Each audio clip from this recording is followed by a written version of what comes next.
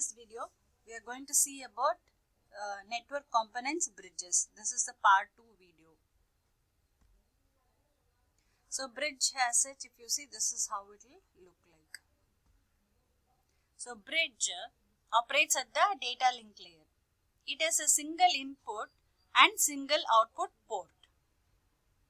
A bridge extends the maximum distance of network by connecting separate network segments. So a bridge simply passes on all the signals it receives, but it does some other work we will see in the next few slides. So functions of a bridge, as I said, like it is going to connect two network segments, right?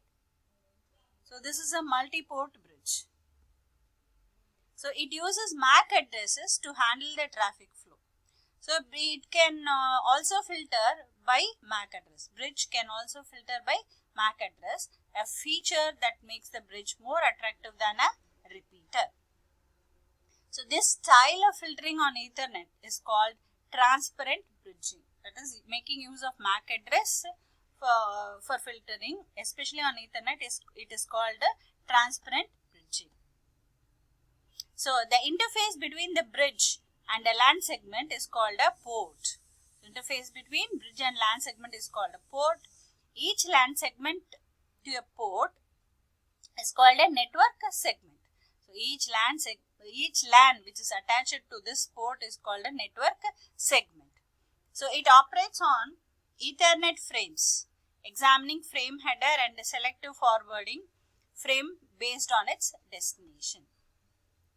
Bridge isolates collision domains since it buffers frames. Okay, so when a frame is forwarded on a segment, bridge uses CSMA-CD to access segments and transmit. CSMA-CD we have already seen in previous videos. If a frame is addressed to MAC address on the local side of the bridge, it does not forward to other data to other segment. Okay, so it stores with the data on itself on the buffer. And what happens is MAC address on the other segment are forwarded. Okay, MAC address on the other segment are forwarded. Bridge maintains a MAC address table for both the segments they are connected to. So you have a MAC address table. So what this performs? We saw previously that it is going to just pass all the signals.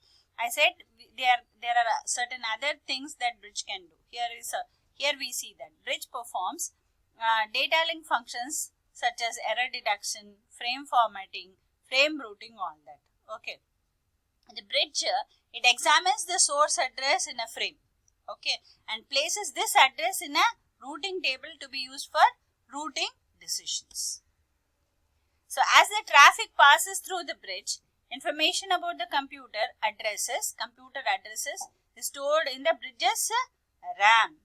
So this bridge will then use the RAM to build a routing table based on the source address. Okay, so information is stored in the RAM. From the RAM it goes for construction of routing table. In the routing table we will have all the MAC addresses and all that further for routing of information or data. So bridges maintain filtering tables, implement filtering, learn and spanning tree algorithms. Okay, bridge do not offer protection from broadcast storms. This is a disadvantage. Bridges may be either local or remote. Local bridges connect multiple LAN segments within the same local area. Local bridges connects to local transmission media, particularly network bones. And remote bridges, they are also known as wide area bridges. Remote bridges, they connect multiple LAN segments in different areas. So local bridges, local areas, different remote bridges, different areas.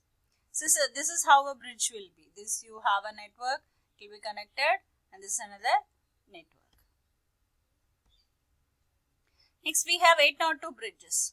The IEEE 802.1 committee, it has standardized the concept for interconnecting 802 type LANs. Okay, interconnecting 802 type LANs. So what are the connection devices? A bridge. So what are the bridges? Type of bridges will be, right? Fixed routing, transparent or spanning tree bridge, source routing and remote bridges. Advantages of bridges, if you see, it's simple to use and install. Bridges are transparent to the users. Additional software is not required. Bridges form a single logical network. Disadvantages, they suffer from broadcast ramps. That is, if you have a sudden flow of large amount of data, then the bridges will suffer. Okay. Then fault isolation is not provided. That's a bit difficult in the bridges.